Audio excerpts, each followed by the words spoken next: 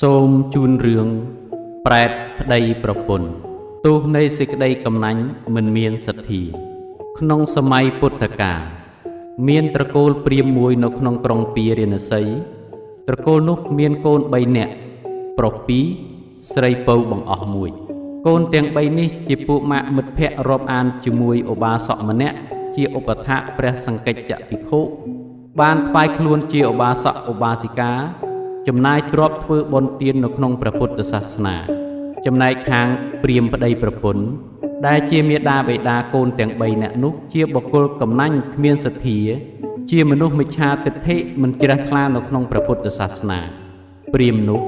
មានក្មួយប្រុសម្នាក់ទៅបួសជាសាមណេរនៅក្នុងសំណាក់សង្កេចភិក្ខុនោះជាអ្នកឃើញទោសរបស់កាមតាំងតែពីបានបួសហើយចេះតែចូលទៅសុំឧបសម្បទាជាមួយភិក្ខុនៅក្នុងសំណាក់ឧបជាសង្កេចភិក្ខុជាឧបជាចេះតែខត់ឲ្យបងអង្គចាំងមួយខែទៀតជាច្រើនដងព្រោះលោកជ្រាបថាមានឧបនិស្ស័យជាព្រះអរហន្តប៉ុន្តែមិនទាន់ដល់កំណត់កាលឯអាយុក៏មិនទាន់គ្រប់20ឆ្នាំផងថ្ងៃមួយមានខ្យល់ព្យុះយ៉ាងធំបក់បោករលំផ្ទះព្រាហ្មណ៍ស្លាប់អស់មនុស្សនៅក្នុងផ្ទះ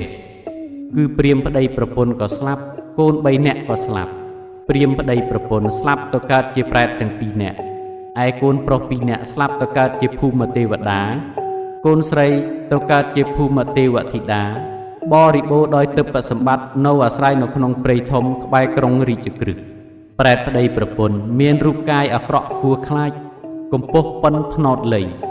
ខ្លួនប្រឡាក់សុទ្ធតែឈាមនឹងខ្ទុះដៃកាន់ដំបងដែកប៉ុនដើមថ្នោតសំពងក្បាលគ្នាទៅវិញទៅមក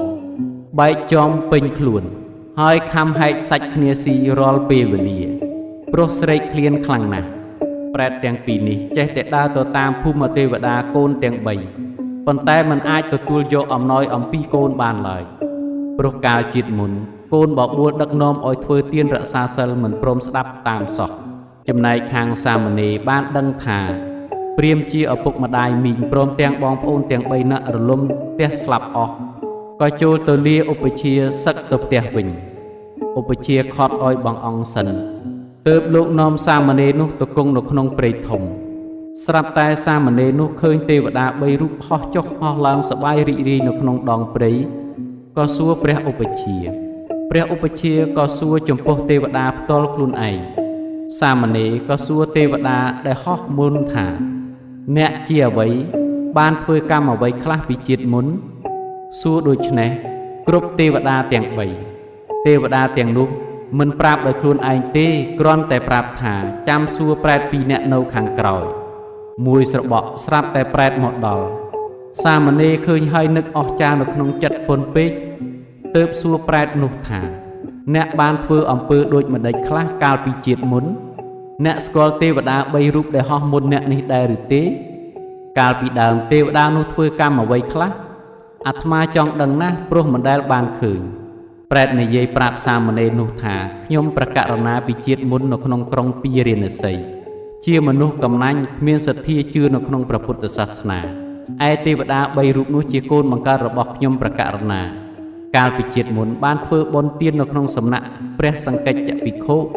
ដល់ពេលមានខ្យល់ព្យុះធំរលំផ្ទះស្លាប់បានមកកើតជាទេវតានេះឯងឯខ្ញុំប្រកាសណាជាមាតាបិតាស្លាប់នៅក្នុងពេលរលំផ្ទះនោះដែរបានមកកើតជាប្រែតនេះចំណែកលោកម្ចាស់ក៏មិនមែនជាអ្នកដតីគឺជាក្មួយបង្កើតរបស់ខ្ញុំប្រកាសណា